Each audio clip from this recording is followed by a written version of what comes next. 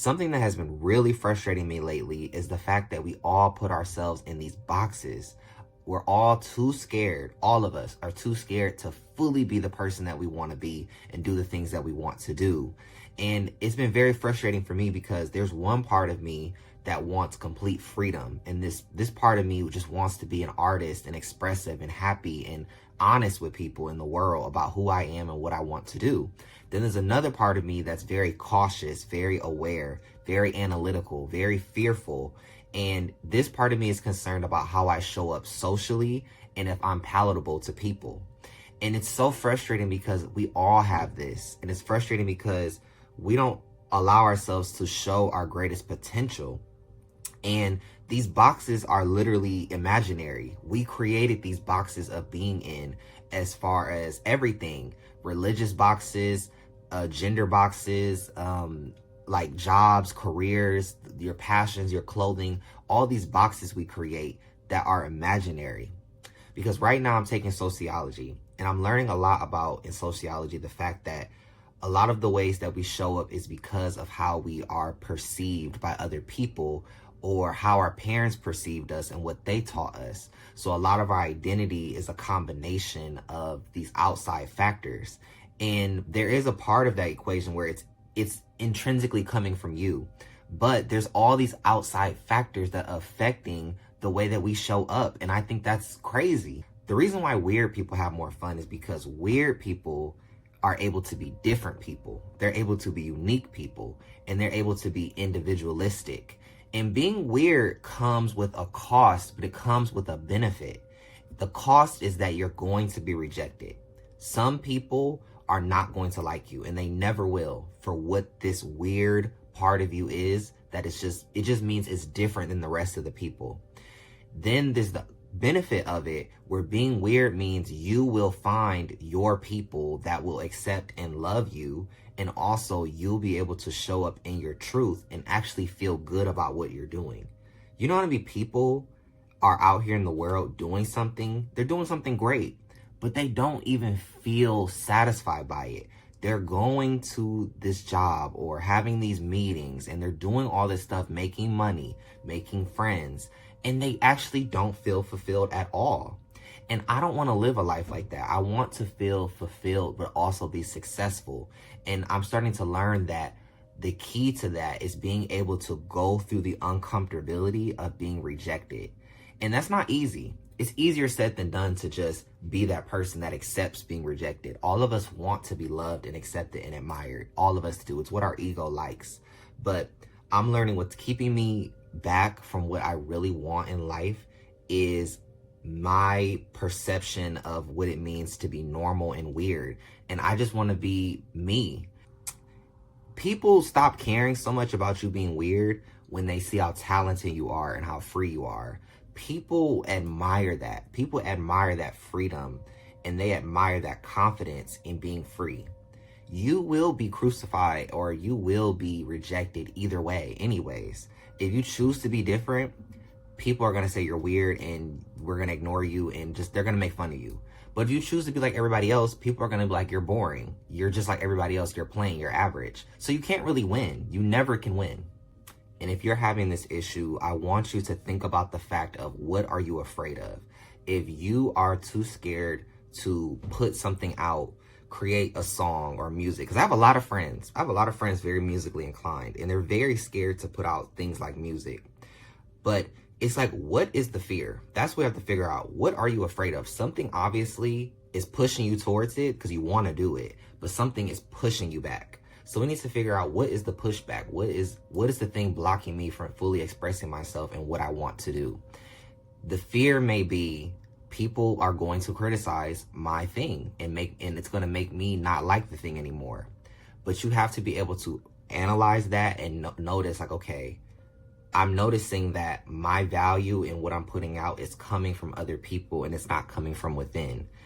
And I'm also creating the storyline that if a few people don't like it, everybody hates it. Think about people like Doja Cat. Think about how the song that went viral on her YouTube channel, Doja Cat, was Moo. Moo was like a very silly, random song. It wasn't like a super serious song. But that was the thing that started this entire career of her being one of these top artists at all these fashion shows. She put out music that she just had fun with. She didn't have to overthink it. I think we overthink things so much. And it's just like, stop letting the story, the mental story, block you from doing what you want to do. Just put it out and see what happens first. Then if the hate comes, let's deal with that when it comes. But step one, just do it. Just do it. Stop thinking. You're thinking too much and you're just not doing it, and that's the problem. Think that this box that we created for ourselves is protection. We think that we're protecting ourselves from the outside danger of criticism and of hate.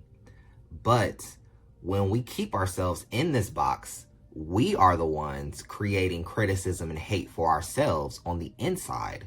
So let's completely remove the box entirely and just see what's there existing. Allow yourself to just exist naturally. The same way nature just exists naturally, allow yourself to just exist the way you naturally show up. And then once you see that, figure out how you want to control how you show up. What are certain things you want to lean on? What are certain things you want to pull back on? Don't allow fear to control you. Be able to have a consciousness and awareness that's behind the fear that can choose what you do on a given day. So if you want to choose consciously to be in the fear, allow yourself to really sit in that and like accept that. But don't let the fear be the controller. Let you be the controller of, okay, I want to listen to my fear today. Maybe I should listen to fear about going into the woods at night alone. Maybe I should listen to that today. Or you should be able to consciously be like, no, this message that is trying to give me is not accurate to what's going on. My fear is like, oh, I'm too scared to be in a relationship with this person that I know likes me. That's fear telling you that, but you're listening to fear and letting it control you and you not controlling it. So you're not even getting what you want. But that's the thing. We have to see fear as the tool, not as the enemy, and realize that fear, you work for me. I'm not working for you. And since you work for me, I can choose when I decide to listen to you or when I don't. One of my favorite people ever, Dr. Maya Angelou, said that courage is the most important virtue. Because without courage, you cannot practice all the other virtues consistently. You can't be consistently kind, generous, just, and all these other things if you cannot have courage.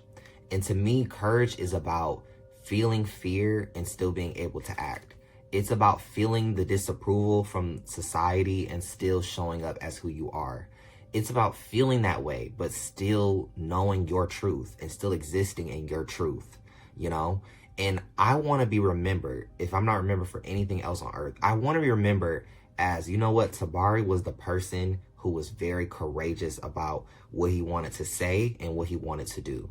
He was courageous about helping people, expressing himself, and having fun in life. I want to be remembered that way. I don't want to be remembered as the average person that didn't do much and didn't strive for much, but had a lot of potential for much. I don't want to be that. I want to be something where my family, my parents are like, wow, he really did that. He really experienced everything he wanted to experience, and he really strived for the best in his life. I want to be that person, and I know I can. And I feel like the only thing holding me back is me. Because what other people are saying and their opinions about you, it's not real. It's not tangible. Their opinions and their thoughts about you online, the things that they say, you can't touch that. You can't do anything with that. You can't pay bills with that. You can't do anything with that.